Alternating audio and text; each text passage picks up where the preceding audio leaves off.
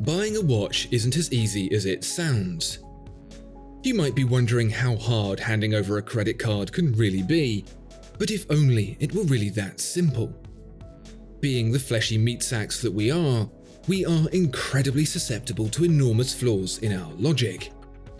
Ergo, you may think you're buying the watch you really want, but your brain, she tricks you. Let me explain. Looking to buy, sell, or exchange a premium watch? Visit Watchfinder, the pre-owned watch specialist. I know it's annoying me saying, but when you subscribe to the channel, it really makes a difference. 60% of the people viewing aren't subscribed, so if you're one of them, please take the opportunity to click the subscribe button and help make sure the channel continues to be here. Thank you very much. Would you consider yourself a savvy buyer? I certainly would. Like I'd consider myself an above-average driver and expert conversationalist. The reality is, however, unlikely to be true. Many of us are, as is the statistical likelihood, average. We're not the best, but we're not the worst either. We're about right. This misalignment between the perception of ourselves and the reality of our capabilities is that we, as human beings, have a tendency to show bias towards, well, ourselves.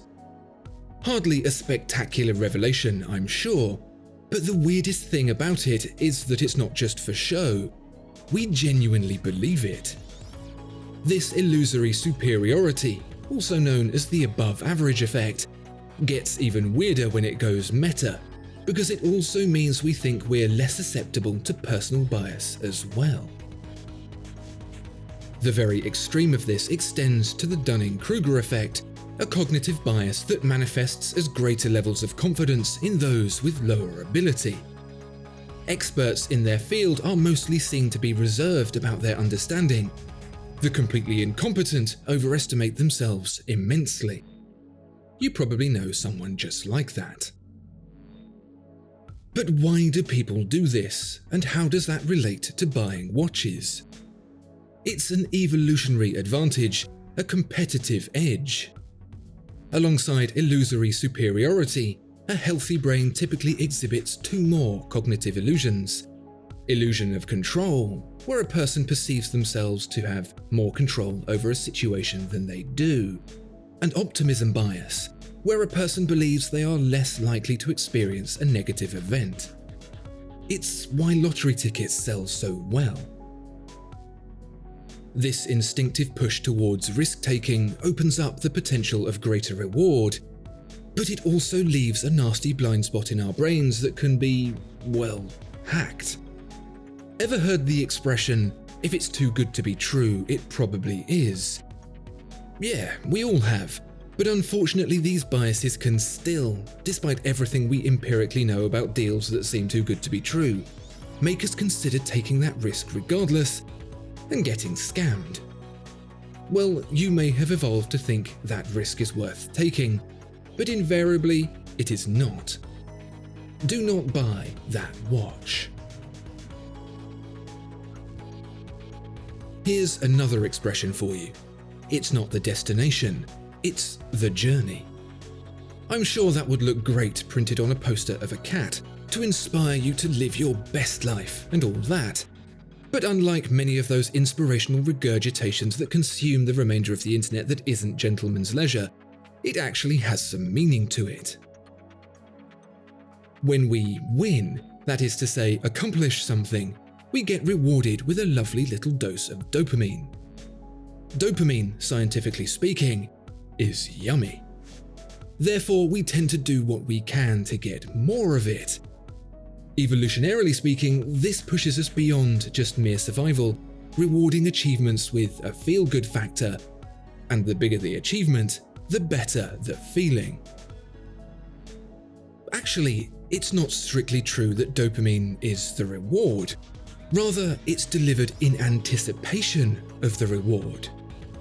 Therefore, when you see a watch unexpectedly pop up that's a good deal, not too good to be true, we've covered that, but pretty decent, your brain goes into overload.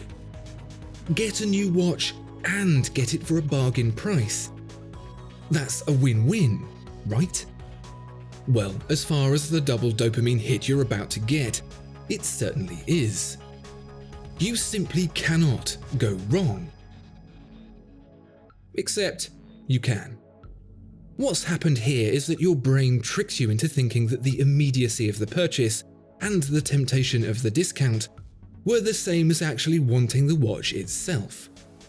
Instead of researching and waiting for the right watch to come up at the right price, you've impulse purchased a watch that could be as cheap as you like and will still never satisfy, and you won't find that out until it's too late. So, just because a watch is a great deal doesn't mean it's the one for you. Don't be fooled.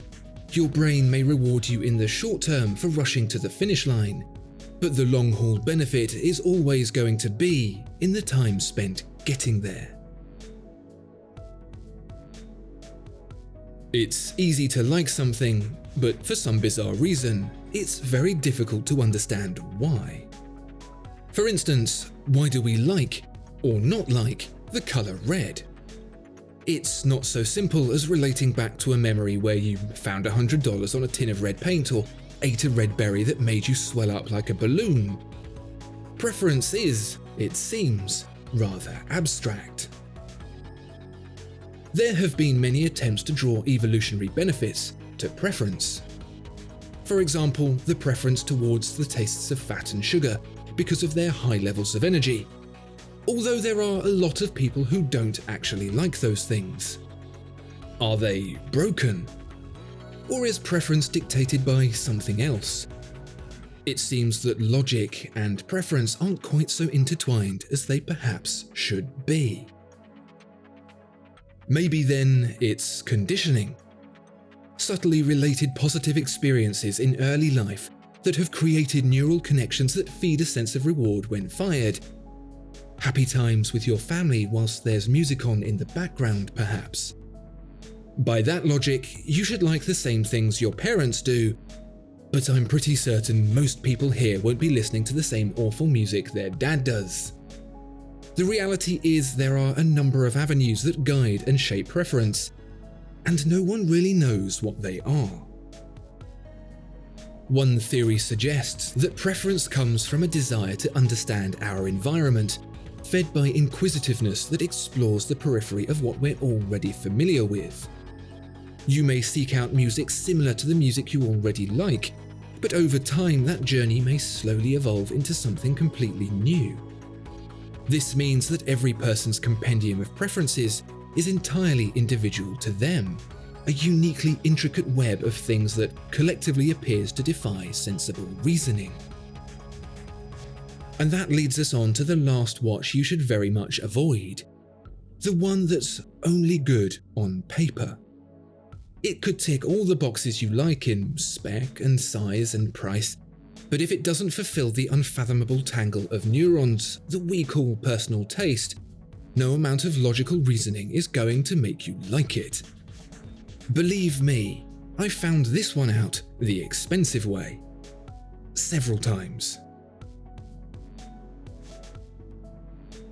If life were simpler, it'd be boring, and it's thanks to the complexities of the meat-based computers pulsing inside our skulls that it is not. That doesn't mean it's easy, far from it. There's many a pitfall our evolved way of thinking can send us down, and in this case, understanding a few of them might just save you some cash, help you net the watch that's really right for you. You should listen to me. I'm really pretty confident I know what I'm talking about.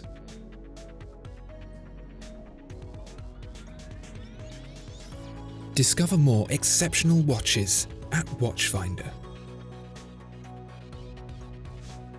Thank you so much for watching this video. If you enjoyed it, please do consider giving it a like and subscribing to the channel. If there are any watches you'd like to see featured, please let us know in the comments below.